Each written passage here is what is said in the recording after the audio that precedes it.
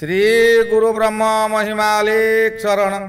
श्री गुरु ब्रह्मा महिमालेक शरण। श्री गुरु ब्रह्मा महिमालेक शरण। गुरु कृपा यूट्यूब चैनल तरफरु आपण मानकु स्वागत जनाई आरंभ करने को जाउछि 2025 मसीहा सेप्टेम्बर मासरे मासिक राशिफल। एही राशिफल आरंभ करने पूर्वरु आपण मानकु मोर विशेष अनुरोध, जेउ माने प्रथम करी आमर एही चैनल को आसिछंती सेमाने गोटिए सब्सक्राइब करंतु ओ पाखरे आसुथिबा बेल आइकन को दबाई दियंतु, जहा द्वारा कि आमर जेउ समय रे वीडियो अपलोड हेबो सर्वप्रथमे आपणक पाखरे पहुंची पारिबो।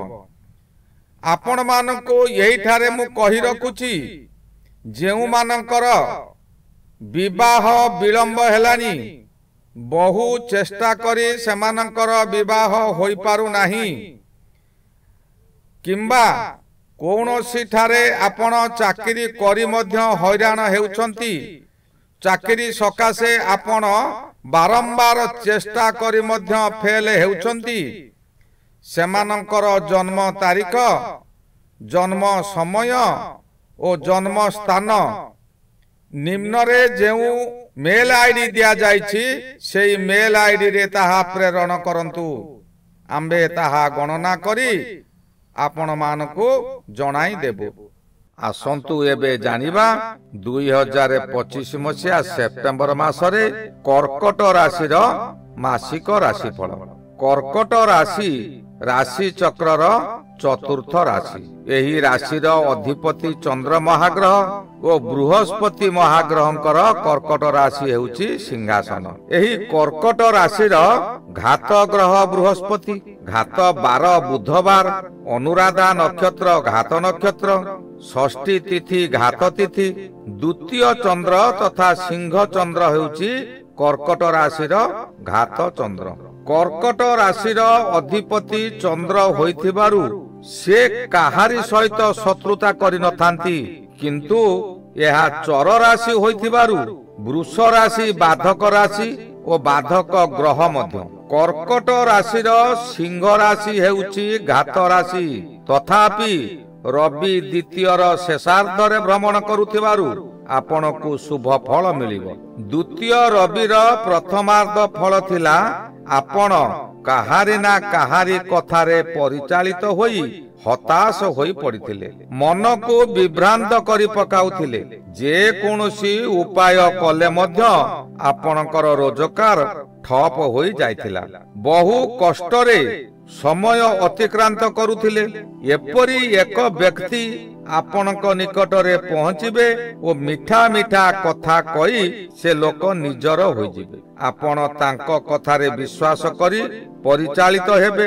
शेषरे से व्यक्ति आपणकर भात हांडी भांगिबा परि कार्य करिदेबे। चाकरी क्षेत्र रे उच्च ऑफिसरंक निकटरे खचमिछ कही आपणकर कार्यरु निलंबित करि देई पारंती। व्यवसाय क्षेत्र रे आपणक ग्राहक मानकु निज आड़कु आकर्षित करी आपणकर व्यापार बंद करि देबे। एबे सेप्टेम्बर 1 ठारू यही सबु बाधा विघ्न अतिक्रम करी आपण आगको आगको मारी चलिबे। पूर्वरु जेउ कार्य मान करुथिले पुणी सेही कार्य रे जोग देबे। व्यवसाय पूर्व परि चलिबो। एही समय प्रकृत शत्रु किए, प्रकृत रे मित्र किए आपणकर जानिबा समय। प्रकृत बंधु ही आपणक सहित रहिबे। तांको द्वारा आपणकर दिन को दिन अभिवृद्धि हेबो। जेउ कार्य हातरु चाली जाइथिला ताहा पुणी फेरी आसीबो। मासर 17 तारिख ठारू अर्थात कन्या संक्रांति ठारू आपणकर तेज वृद्धि हेबो।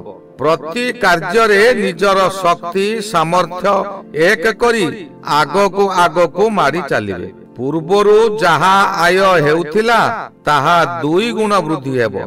प्रत्येक स्थान रे उच्च प्रशंसित हेबे। देश विदेश रे सम्मानर पात्र हेबे। चाकरी करुथिबा व्यक्ति माने उच्च स्तर को उन्नीत होई पारंती। किंबा तांकर वेतन वृद्धि होइजिब। पूर्व शत्रु माने जोक मुहरे लुण देला परी मोड़ी होई रहिबे। जे कोनोसी कार्य मनोनिवेश करी विजय लाभ करिवे। बुध ग्रह रविंकर मित्र ग्रह। बुध मध्य द्वितीय रे भ्रमण करी शुभ फल देबे। एही शुभ फल सेप्टेम्बर 17 पर्यंत देबे। यहाँ परे खाली शुभ फल मिलिबो, अति शुभ फल मिलिबो नाही। 16 तारिख पर्यंत रवि बुध एकत्र रही बुधादित्य जोग सृष्टि करुचंती। यही जोगर फल अति शुभ फल मिलिबो, जहा द्वारा आपनकु अप्रत्याशित भावे केउठारु शुभ खबर मिलिबो। जेउ माने चाकरी करिसंती बहु चेष्टा सत्वे प्रमोशन हेउ नाही, एही समय रे सेमानकर प्रमोशन हेबा सकासे पूजा पाठ कले चाकरी रे प्रमोशन हो जाई पारे। जेउ माने व्यवसाय करुथिले ताहांकर व्यवसाय रे मांदा सृष्टि हेउची, सेमाने तांकर जन्म कोष्ठी ज्योतिष पाखरे देखाई प्रतिकार कले मनरे ज्ञान उदय हेबो। आपणक व्यवहार रे परिवर्तन हेबो। मिठा मिठा कथा कही ग्राहकंक मन तोछिबे। मासर 24 तारिख ठारू बुध ग्रह तृतीय को गोचर रे भ्रमण करिवे। तृतीय बुध विभिन्न दिगरु शत्रुमान सृष्टि कराइबो। एही समय रे परिवार मध्य रे भाई और व्यवसाय क्षेत्र रे पार्टनर, चाकरी क्षेत्र रे सहकर्मी माने आपणकर विरोध करी आपणकु बहु हैरान करिवे। आपणकर किछि दोष नथिबो, किंतु सेमाने कौनसी कारण न थाई मध्य कंटा बाड़े लुगा पकाई कली करिवे। एपरी परिस्थिति आसिबो कौनसी व्यक्ति मध्यस्थता करी समाधान करि पारिबे नाही। अवश्य बुधंकर निज गृह और रविंक सहित थिबारु बुधादित्य जोग सृष्टि होइथिबो। बुध अशुभ फल करि पारिबो नाही। बुध जेउ ग्रह सहित रहिबे तांक गुण और तांक प्रकृति नै फल दियंती। शुक्र ग्रह द्वितीय रे भ्रमण करुछंती। द्वितीय शुक्र रे शिष्य केतु मध्य रहिचंती। मित्र ग्रह बुध सहित थाई बलवान अछंती। रवि ग्रह शुक्र को शुभ ग्रह, किंतु रवि शुक्र मात्र 3 दिन एकत्र रहिबे। जेउ समय रे रवि दुर्बल हो जाइतिबे। एणु जन्म शुक्र और द्वितीय शुक्र उभय आपन को शुभ फल देबे। जन्म शुक्र समय रे नूतन पोशाक नूतन गहना व्यवहार करिवे।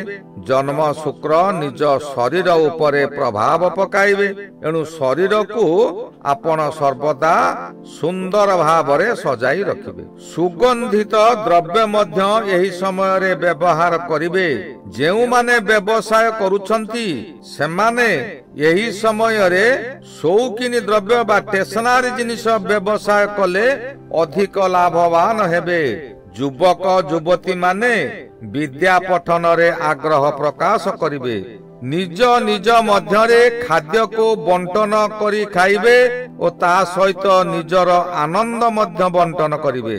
14 तारिख ठारू द्वितीय को शुक्र गोचर रे भ्रमण करी चौग्रहा जोग 3 दिन सकाशे सृष्टि हेबो।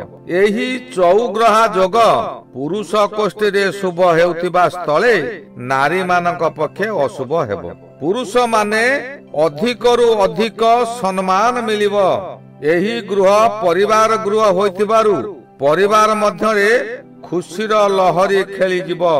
बड़ बड़ धनी बंधु माने आपनकु साहाय्यर हाथ बढ़ाइबे। नारी मानक पक्षे पुरुष भली शक्ति आसिबो। कौनसी कार्य को किंबा कौनसी व्यक्ति को सेमाने खातिरी करिवे नाही। उदंडी परी व्यवहार करिवे।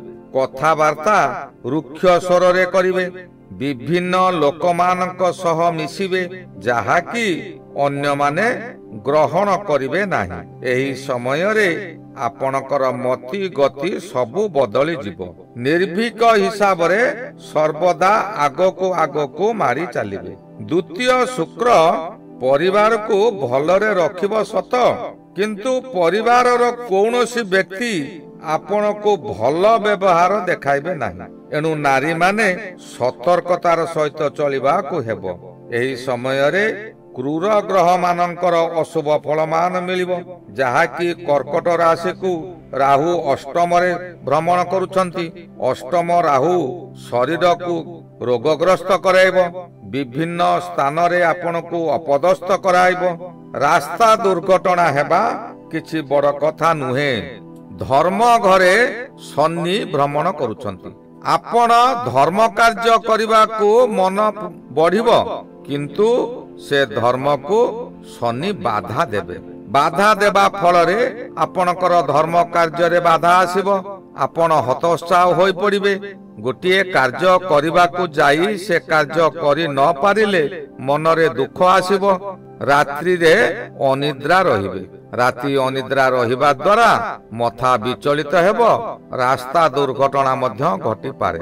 ଶନି ଗ୍ରହ ଧର୍ମ ଘରେ ରହି ମୀନ ରାଶିରେ ଥିବାରୁ ଏହି ସମୟରେ ଆପଣଙ୍କର ପାଦ ପୀଡ଼ା ମଧ୍ୟ ହୋଇପାରେ। କୌଣସି ଦୂର ସ୍ଥାନକୁ ମଧ୍ୟ ଆପଣ ଯାତ୍ରା କରିପାରନ୍ତି।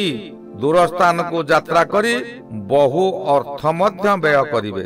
ଏହି ଗଲା 2025 ମସିହା ସେପ୍ଟେମ୍ବର ମାସରେ କର୍କଟ ରାଶିର ମାସିକ ରାଶିଫଳ। ଶ୍ରୀ ଗୁରୁ ବ୍ରହ୍ମ ମହିମା ଅଲେଖ ଶରଣ। ଶ୍ରୀ ଗୁରୁ ବ୍ରହ୍ମ ମହିମା ଅଲେଖ ଶରଣ। ଶ୍ରୀ ଗୁରୁ ବ୍ରହ୍ମ ମହିମା ଅଲେଖ ଶରଣ।